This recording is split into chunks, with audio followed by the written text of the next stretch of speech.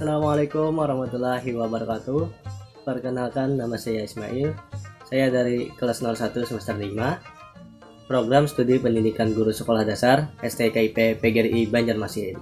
Dalam video ini saya akan membahas yang pertama, pengertian lingkungan, kedua, perbedaan ilmu lingkungan dan ekologi, ketiga, mengapa anak perlu belajar ilmu lingkungan, yang keempat, apa tujuan adiwiyata di sekolah, dan yang kelima, apa saja yang dinilai dalam adiwiyata. Pengertian lingkungan. Lingkungan adalah segala sesuatu yang ada di sekitar manusia dan hubungan timbal balik.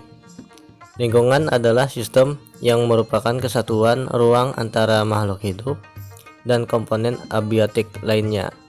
Interaksi antar lingkungan alamiah dan sekitarnya membentuk sistem ekologi atau ekosistem.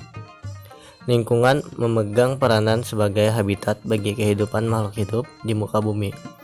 Lingkungan adalah kombinasi antara kondisi fisik yang mencakup keadaan sumber daya alam seperti tanah, air, energi surya, mineral, serta flora dan fauna yang tumbuh di atas tanah maupun di dalam lautan, dengan kelembagaan yang meliputi ciptaan manusia seperti keputusan bagaimana menggunakan lingkungan fisik tersebut. Komponen-komponen lingkungan terdiri dari dua jenis, yaitu komponen biotik dan komponen abiotik. Komponen biotik adalah makhluk hidup yang meliputi hewan, tumbuhan, dan manusia. Komponen abiotik adalah benda-benda tak hidup, antara lain air, tanah, batu, udara, dan cahaya matahari. Perbedaan ilmu lingkungan dan ekologi.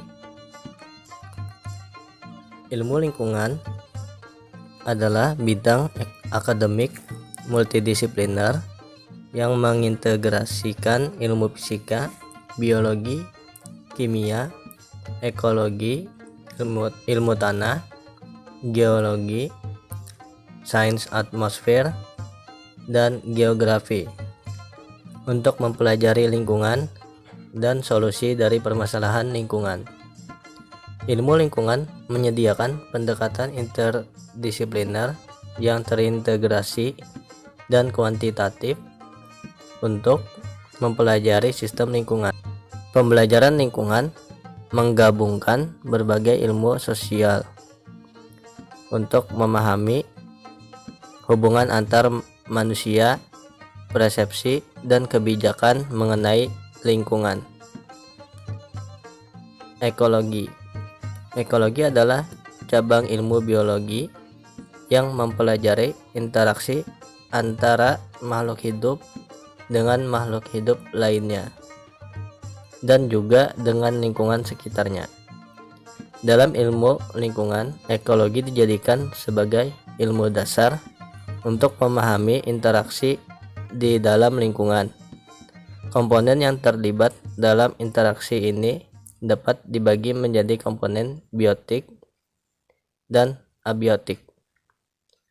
Sistem ekologi terbentuk dari kesatuan dan interaksi antar komponen penyusun ekosistem yang saling berhubungan satu sama lain. Mengapa anak perlu belajar ilmu lingkungan?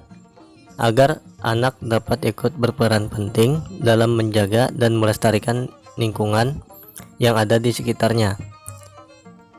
Dengan adanya ilmu lingkungan ini, diharapkan adanya kesadaran untuk menjaga lingkungan agar tumbuh dan berkembang dengan baik. Untuk tindak lanjutnya, terjadi perubahan sikap, pandangan, serta perilaku terhadap lingkungan. Oleh karena itu, anak bisa belajar menjaga lingkungan dimulai melakukan hal kecil seperti membersihkan dedaunan kering yang berserakan serta mencabuti rumput liar yang terdapat di halaman rumahnya yang dianggap mengganggu dan kotor. Tujuan adiwiyata di sekolah. Tujuan sekolah adiwiyata yang secara umum menerangkan untuk mewujudkan masyarakat sekolah yang peduli dan juga berbudaya dalam lingkungan dengan menciptakan kondisi yang lebih baik bagi sekolah untuk menjadi wadah pembelajaran dan juga penyadaran segenap warga sekolah, diantaranya murid, guru, orang tua atau wali murid, dan lingkungan masyarakat demi terciptanya upaya pelestarian lingkungan hidup. Apa saja yang dinilai dalam adiwiyata? Menjadi sekolah adiwiyata adalah harapan setiap sekolah di tanah air. Namun, komponen dan standar sebagai sekolah adiwiyata terkadang masih belum maksimal dimiliki setiap sekolah. Oleh karena itu, perlu disiapkan sejauh hari sebelum sampai pada penilaian. Dalam menjalankan dan melaksanakan program sekolah adiwiyata, setiap sekolah paling tidak memenuhi sedikitnya ada 4 hal pokok yang diwajibkan.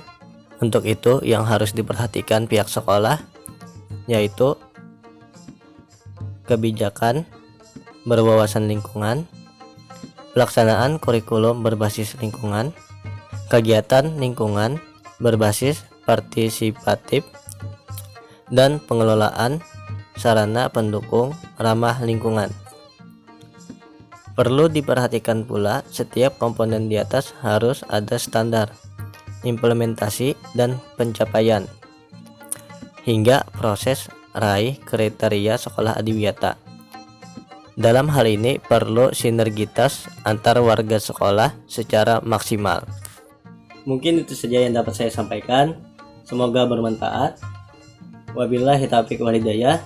Wassalamualaikum warahmatullahi wabarakatuh.